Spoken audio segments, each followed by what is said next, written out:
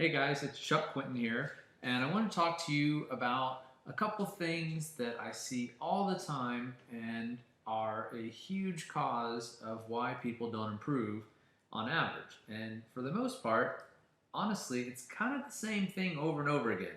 So I kind of feel like Groundhog Day sometimes because really golf isn't that hard when you follow a couple really simple things and focus on just those things. And that's what I'm going to talk about in this video. The first one is you can't just watch the videos on the site. I know that'd be great if you didn't have to actually get up and do anything and you just learn kind of through osmosis.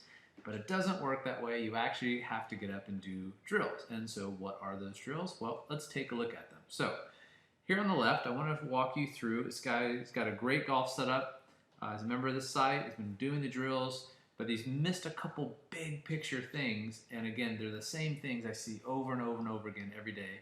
And so you can learn from his struggles by following what I'm going to have you do and make huge, huge changes in your golf swing very quickly. So let's see what's going on here. I'm going to walk you through this as we go, and I want you to pay close attention to what happens with his right arm. Now you'll notice right away, if you focus just on his right arm, that you can see that it's starting to fold just a little bit right here. Not as wide as he could be here. Now when I see this, bells start going off in my head that I am expecting the golfer to start to collapse that right arm as they keep going up because they're already starting to load it up. So let's see if that happens here. Keeps going up, still pretty narrow. Still making a good turn though, so far we're not that bad. A couple other little issues. We're not going to focus on weight shift and stuff in this video. Obviously it's extremely important, but we're going to target something else. And so now I want you to look at that right arm and notice how it starts to disappear behind the bill of his cap a little bit. So as this right arm starts getting really deep like this, I know that you're going to tend to want to really use that right arm because you've loaded it up too aggressively, and so you're going to rely on that for all of the power in your swing and not use your wrists. And your wrists provide about 2/3 of the club head speed. So now look at the angle that the club shaft is in between the relationship here and his arms, and watch as he goes back, that wrist angle doesn't really change much at all. In fact, it's pretty much still kind of where it was halfway back. And so as that happens, the wrists aren't going to be able to provide any kind of speed because we're not really getting much wrist cock or any down cock as we come down. So once we get halfway down, I'm going to clear these lines here, notice a couple things. One, we've lost a tremendous amount of lag here. This angle has become very wide, and this angle is the most important one in the golf swing. This is where the majority of your speed comes from. Second thing is you can see his right shoulder has popped out behind his head right away. These are the two most common swing faults that amateur golfers struggle with. And these two things kill your golf swing. Now, let's take a look at on the right-hand side here. You'll notice, first of all, that as we start down, watch what happens to the wrist angle.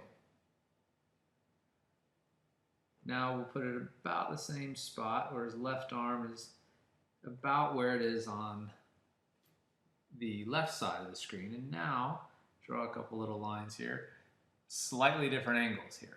So now the golfer on the right has a tremendous amount more leverage in the swing, which is again all of your speed. And now look at his right shoulder. These two things alone completely transform your golf swing.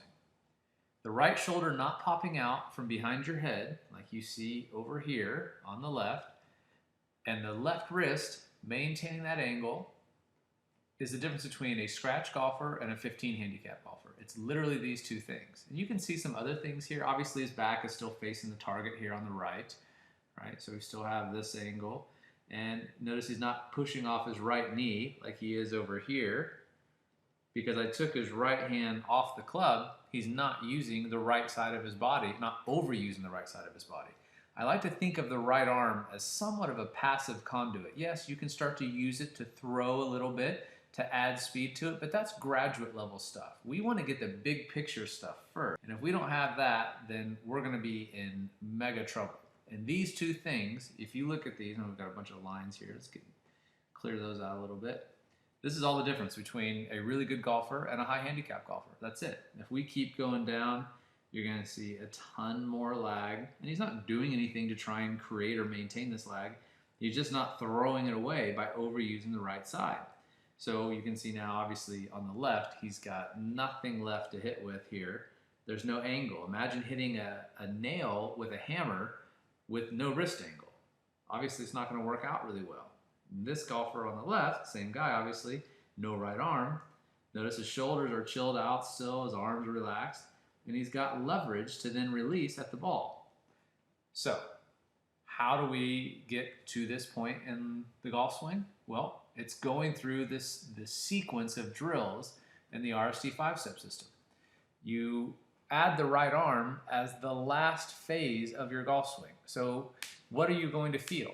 Well, you're going to feel like you're not using your right arm in the golf swing. I promise you, you're using it way more than you think. Everyone does. And when I tell them that they're using it too much and they think, oh, I didn't use it at all, they're still convinced that they're not using it when in fact they're using it 10 times more than they realize. Everybody falls into this conundrum because you use your right arm in everything you do in daily life. You don't feel it. You have to trust that you're going to not feel that you're actively using your right arm in the swing until you get all of this stuff mastered, which is going to be, by that time, you're going to be hitting the ball so far that you're still going to feel like you don't even need it there.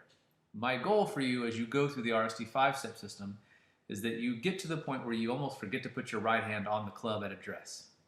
I mean that literally. You're going to ingrain by doing so many reps, not watching so many videos, following along with me doing the repetitions and the RST 5-step drills. That is how you're actually going to change your golf swing. So if you're struggling with your swing and you see that you look like the golfer on the left with the right elbow popping up, or right shoulder popping out behind your head, loading up that right arm, losing lag at the top, take that right arm off, go through the RST 5-step drills, and I promise you, you'll see huge changes in your golf swing.